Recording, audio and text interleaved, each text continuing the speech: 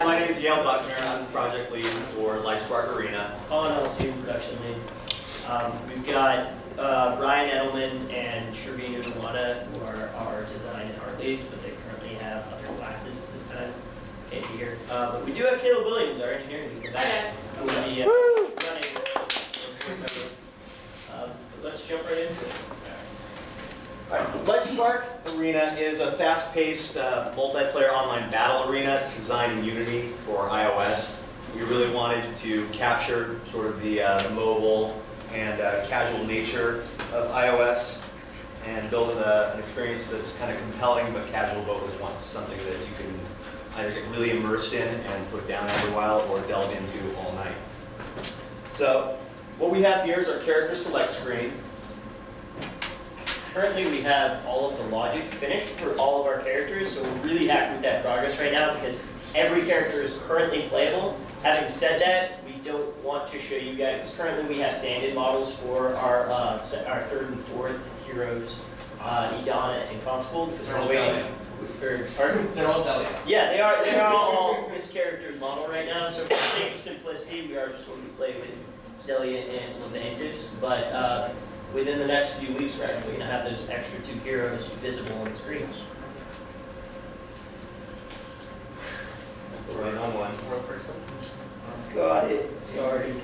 Come on. All right, here's our lobby, and we're kicking it off. Yep, we're going to jump right in. Show off The soundtrack you're hearing is courtesy of our audio lead, Benjamin, over here. Very talented young man.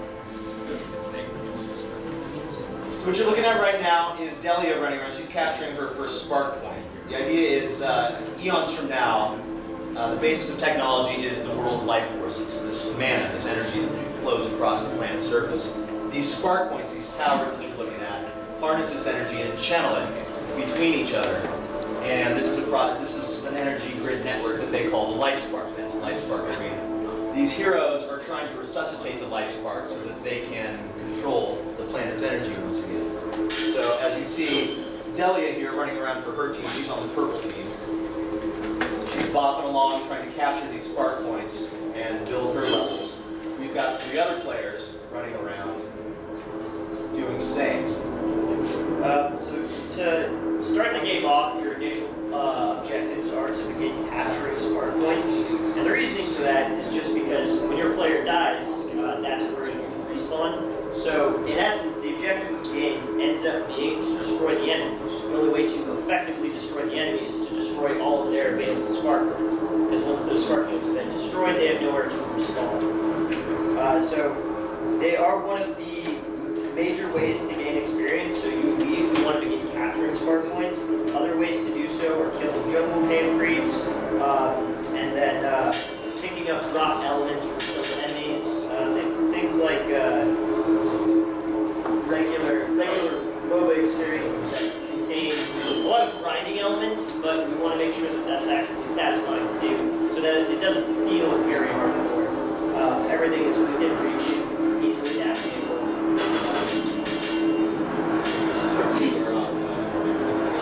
So once the players capture spark points on either side of the map, it begins channeling that energy into the center tube that we've created, which is a new element of our game called co-opetition. Now, allies and enemies are able to channel enough of this energy into the center and release it to the boss. Currently, we have the spider tube. Now, the motivation for killing her is leveling up. So lots of experience, and then the loot that she drops that you won't be able to capture anywhere else. That's a very short time of working together. Once you kill her, it's immediately back to destroying the enemy. That's the name of unlocking content, permanent content, whether it's an unlockable character, another skin for a possessed character, power-ups, that kind of thing. It's something meaningful on not this match, but in a later match gameplay. They briefly co-optated for a time. It's back to business, and they're back to duking it out. Now, another element of our game that we think is incredibly unique is called free dispatching. And so what you're able to do that you're not able to do in other MOBAs with our MOBAs is this view right here, when you select on a certain spark point, it gives you control of the creeps that you currently have in your possession, and it allows you to send these creeps out to spark points that you think are the most important targets, giving you more control and more of that RTS feel than the Wizard Drive. So you can articulate the path of your lane creeps. You can see down here, there's now a melee ensuing between either side for the contest of that spark point. We worked really hard on making sure that while this game is supposed to feel incredibly intense and fast-paced, balance for things is something with so many moving parts you end up having to pay close attention to. Gaining too much experience for something over another ends up giving you really lopsided effects. So it's taken a lot of effort to pay very close attention to how much every one thing affects the entirety of the game. It becomes a balancing act on a lot of different levels. You tweak one number and then something on the other side needs to be. Before you know it, you're kind of walking this tightrope. Having said that, I think we've done a really excellent job of paying close attention to how much damage certain characters do to each other, how much experience you get for capturing or destroying a spark point, jungle camp creeps, elemental fusion attacks. There were a lot of moving parts, and that was a big challenge for us to face. And I think we've done a really excellent job of paying close attention to that, taking that seriously, having really focused playtesting groups to focus on how much those in-game effects really have on the overall playthrough of the game. And in the process of doing so, we've been able to actually contain this really intense experience within 10 to 15 minutes. And one of the big things we've been working on is experimenting with how we want the camera to work. The typical camera for those is really working out well on iPads, so we've been experimenting with some things. As you can see, it's been kind of following me around as I go. And let's say that I pan a little bit, it basically treats that as the new way it wants to be centered. But if I'm like over here and I click, then it's not going to like force me to look anywhere else, because clearly there's a battle going on there and I'm headed towards that battle. So now I can see that I'm entering that battle. Caleb, why don't you pan over here for us and show us what's happening on this side? Well, okay, so we've got this fog core system where I can pan over here, but you can't really see what's going on there, so I'll get closer. The idea being, if you have an ally on the other side of the map and he's in the middle of some conflagration, you want to get in on it, but you don't want to lose tabs on what's happening in that particular exchange. You can pan the camera down there and tap to send your player on his or her way. We've actually gone through a couple of different iterations on this camera panning. We did something where it actually locks the camera on the center of the player. We've done things where you're able to navigate without having any constrictions on where the camera goes. And it wasn't until we tried around a couple of different things that we realized the nice balance between the two is what players want. They want to understand exactly where their character is located on the screen, and that means that we have to hint by either locking the camera as to their location when they're on the screen, but they also want the ability to navigate and look at things that their player isn't currently next to. And of course, if I'm looking elsewhere, something I need to look at my character, I just have my portrait. And there I am. I'm going to do a field in the last couple of spark points. See if we can finish this game off. A lot of the new tricks here, though. Oh gosh. And that's part of what I was talking about earlier, is I've been trying to balance the fact that while I was talking, I didn't have as much time to actually harvest jungle camp experience. So what I was trying to do is I was trying to send out the creeps that I didn't have to pay close attention to his spark points in an effort to destroy them while I was talking to you guys.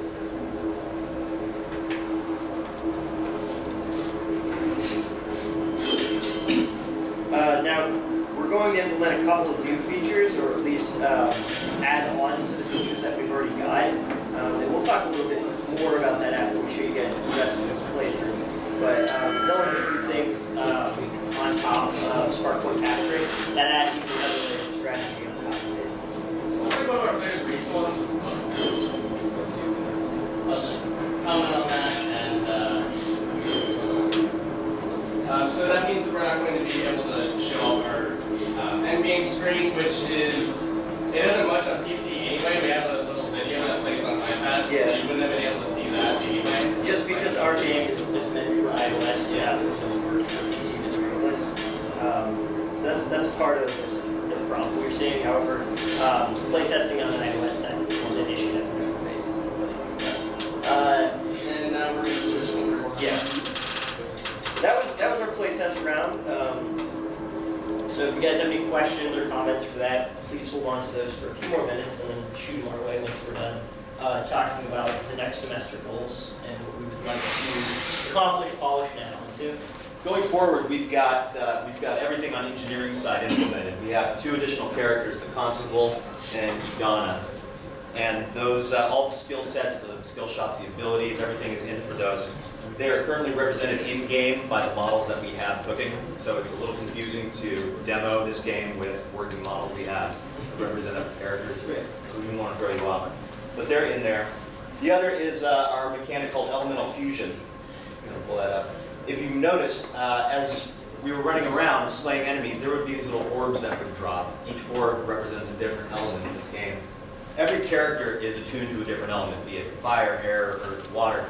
As you run around, you're picking up other elements like light, dark, this, that, the other. When you fuse these elements, and let me get through the picture a little bit. Up in the UI, there is an area dedicated to elemental fusion. When you pick up another orb, you can drag that onto your original orb, and they will fuse. If you say you're a fire character, you pick up a water orb, and you fuse the two, suddenly you're talking about steam. And when you hit something, a steam flare will erupt. And that's one of the challenges that we face with making sure that that area of the map is understandable to players. So a lot of the playtesting rounds that we've been running is finding ways to make that UI pop more. So what we're going to do is we're going to add more flares, make the buttons seem more clickable. We're going to add in, for example, like a flame flare that shows that you can swipe these 2 things together.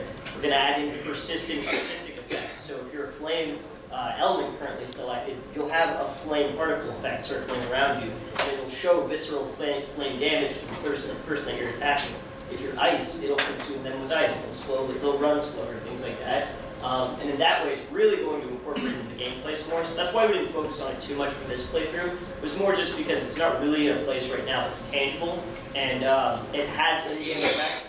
But we were focusing more on making sure everything was in the game before focusing on this thing that if it didn't make it into the final round of our scope, we could cut it, it would end up being superfluous. But if we can manage to get it in, which I think now, given the production plan that we've managed to tighten up, we'll be able to fit this in the next couple of weeks.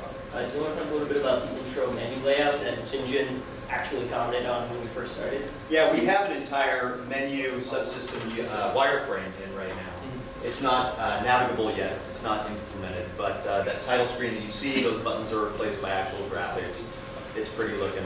Yeah. Just didn't make it into this build. Again, we were really focusing on the content meat of this game, but it's the next thing that we're focusing in. We actually just finished the main menu that we're going to be doing, lobby, character, and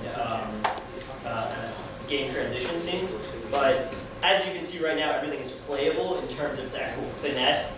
This semester will be dedicated to polishing those specific things, and that's what we're focusing on right now. And those transitions. And that's the transition we're making. Those transition screens are going to be huge because we wanted to infuse this game with such a sense of lore. Because the story, the narrative of this is what drives everything, and we really like people to be interested in that lore. So the loading screens, the lobby that you enter when you see who's on whose team, who you're facing off against.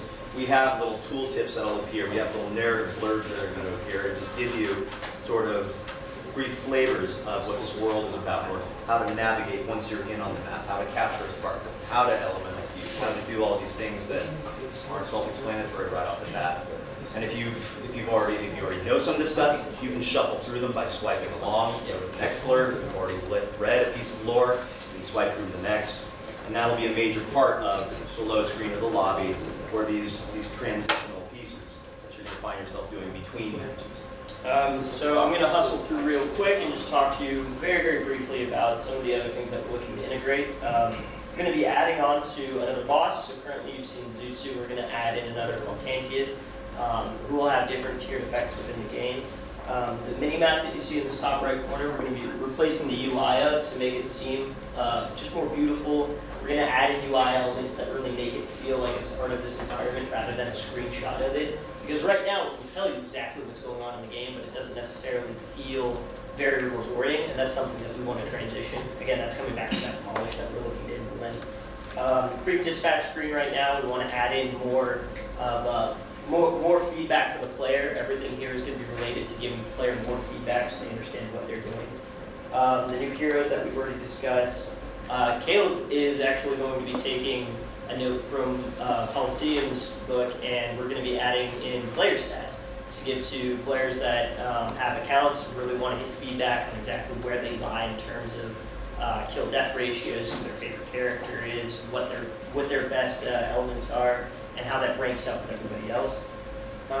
And lastly, what we've been working on really hard, and we're now actually finished with, is creating a limited liability company. So we are now an incorporated Martini Time Productions company, and what we would like to do in the next couple of months is start discussing open beta, and we're getting very close to that point, and then we're going to begin, hopefully, pitching it next year. Maybe we'll be GDC, talking with publishers, and seeing what the next steps for this game are. This is our new map. The map you guys have been looking at for all our presentations. It's an antiquated one. It is sort of a sandbox that we've thrown players inside and just said, go nuts, figure out what this game is all about. This one is a much more articulated MOBA experience. It has lanes that are architected, pathways. It's basically concentric circles with an X running through it to articulate a 2v2 experience. And I think this will promote a much better experience in this arena. I mean, right now things feel so compact because they are, and every time you turn a corner you're running into somebody else and you just don't have the wherewithal and the time that it takes to flesh out the experience. So I think this map can help us do that. Yeah. And then let's end off with our final note from Ben. All right. We'll talk a bit about what our expectations for just polishing up and giving more feedback for the audio elements of the game. All right, yeah, so quick run through. I suppose last semester the focus was getting everything working, getting everything into the game. We've got the 6-layer audio track working. We've got all the sound effects linked to the right moves, when and where they're happening. This semester is really more about feel. There's been some confusion there's been a little bit of confusion with sort of mixed levels, and since we have all these layers going on at the same time, we're just trying to figure out how to get the game to mix itself live, which seems to be working fairly well up to this point. Voiceovers. We're adding voiceovers that will generally be implemented in a similar way to the sound effects. The sound effects are getting a little bigger, getting a little badder, instead of just kind of a ching-ching that's in there right now. And just getting everything meshed, not only with the other sound effects, but with the music, just to get at the whole, like, the gestalt of the audio experience to kind of be more cohesive, I suppose. So all in all, we're really happy with all the progress we've made. We had a lot of nuts and bolts to work with, but now everything's running smoothly. And next couple of months are going to be more play testing, more playthroughs, and bringing all of those pieces together in a way that really makes this game experience a very fluid 10 to 15 minute experience. Thank you guys all very much. We're Lifespark Arena, and we hope to see more of the rest of you guys in the next couple of months. All right. Okay, questions for Lifespark Arena? Where does the player respawn? Is there a countdown to that? I couldn't really tell. There are. The spark points, these towers are so instrumental in this game because those serve not only as your respawn points, you can pick which one you're going to respawn at, but they articulate kind of your safety zone. The life spark that connects the spark points, that's your base game, that's your safety zone. So the last spark point you can capture is actually very good respawn. And so the victory condition is then if both players on your team have now died and can't respawn, then you lost. So you got to destroy all your enemy spark points and then kill their players. Anything else? Yeah. We both call it victory. I'll let you call me. Yeah. You had that boss, I remember that you showed last time around. It's still there, we can get rid of it. Yeah, She was in there. Zutu came out. We released her a little earlier than the Yeah. intended.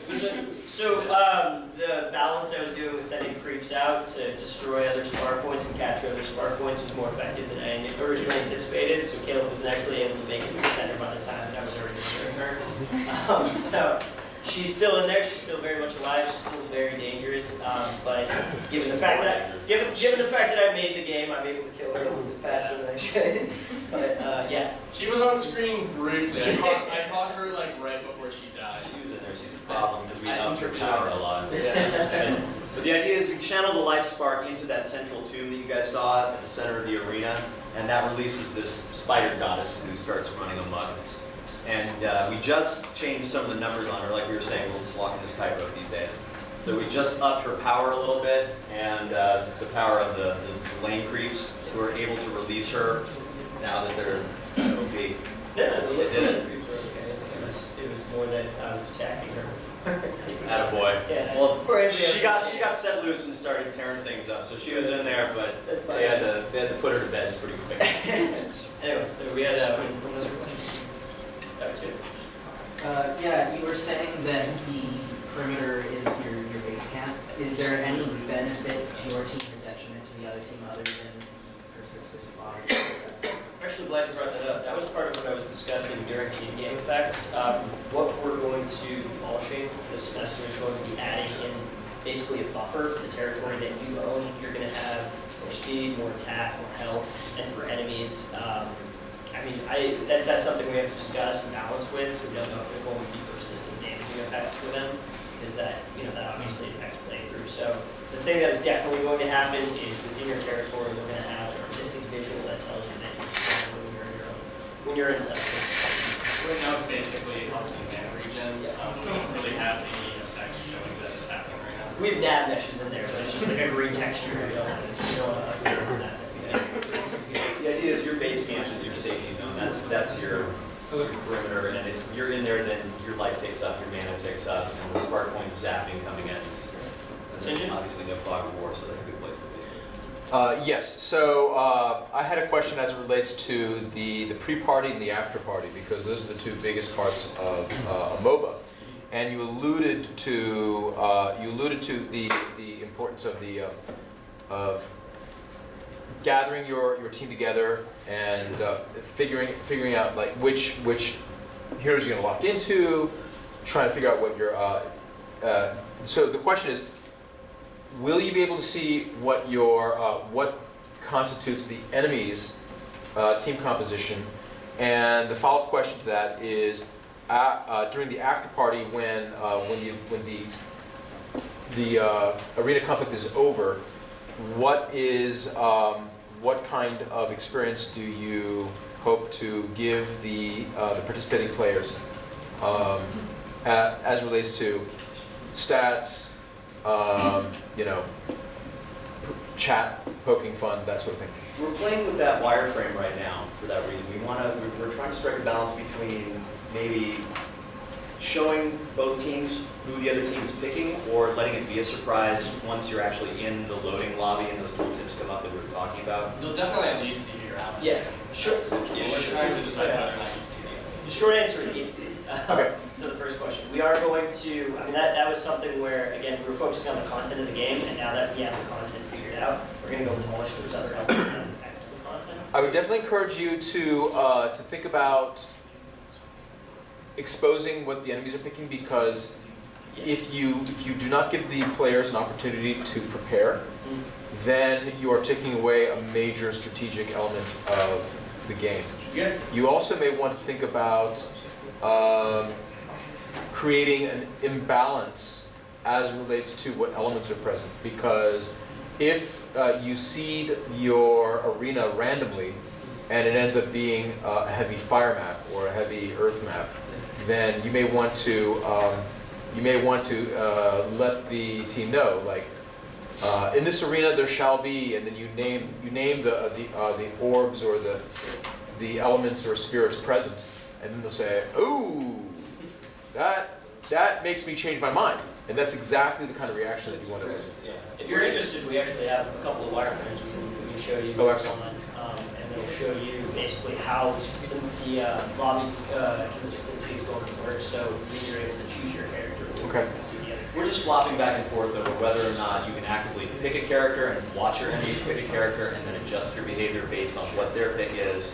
We're trying to figure out if we want them to lock. Oh, what that mechanic is? Yeah, typically they do it with the clock. Clock is a great mechanic. But all of a Because, sudden, all the online MOBAs are starting to change their behaviors. So Sure. we're going, maybe we should too. right, so we can talk about that. There's lots of, because they actually have a dual competition. There's one competition is reacting to what your enemy's picking, but then you also can't play the same character, so you're also competing to lock into a character before your friends pick the same Right, character. but with you only wanna 4 play. characters, it's, you know, it'll become a turkey shoot. Okay, so I've got some ideas about that. Finally, you also mentioned a lot of goals, and We do have a priority list, and the ones that are towards the end that are. yes, so clearly I don't need this answer today, but I want a declaration as it relates to what the goals are going to be for the end of this Yes. semester. I mean, I can give you a list of things that I have a production plan laid out, and they incorporate pickups and backlash.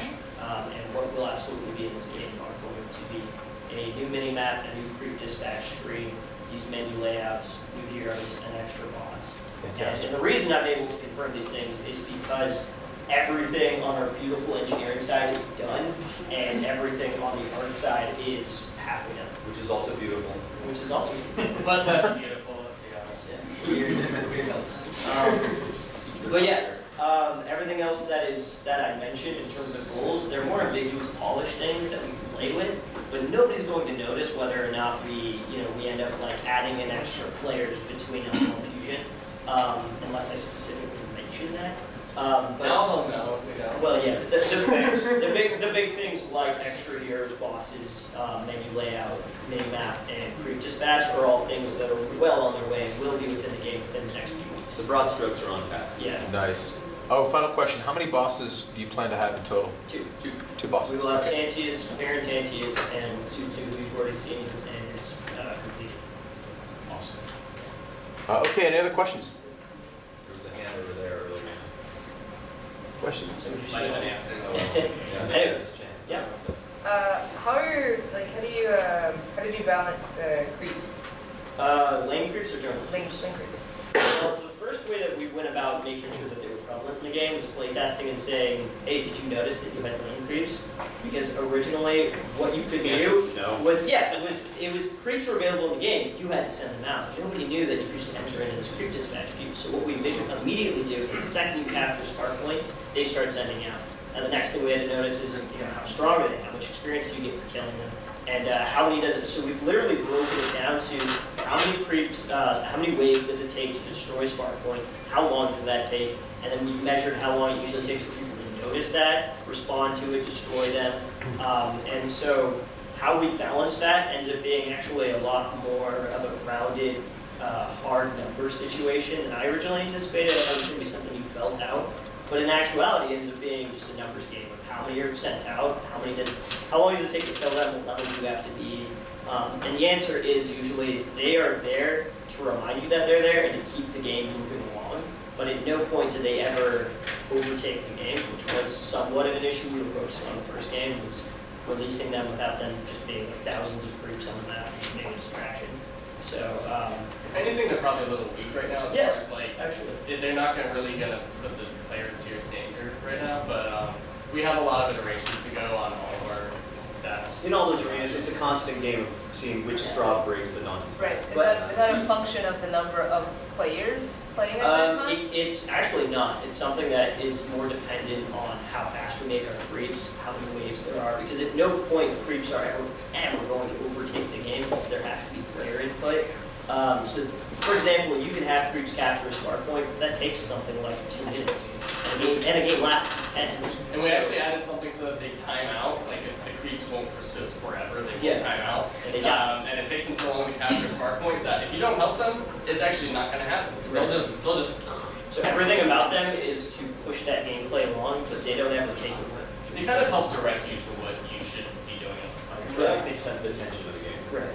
I only asked about the number, about them being related to the number of players in the map, because it is a mobile game, it's on iPad. You said it's supposed to be a fast-paced thing, and if you have, if you have fewer players, this might take longer. So are you gonna have your creeps, more buffed because you have fewer players to try and still keep it the same amount of time? Well, it's more dependent on the number of spark points that are active, because every spark point that's active has the ability to send out these waves of creeps. And it's important to note that all games are always 4 players, so it's not, there aren't any 2-player games, it's all 4 players. So You do need 4 people ready up and play, so we don't have multiple. But the number of players at this point is You don't have four. You don't have four. We do not have a 2-player game mode right now. No.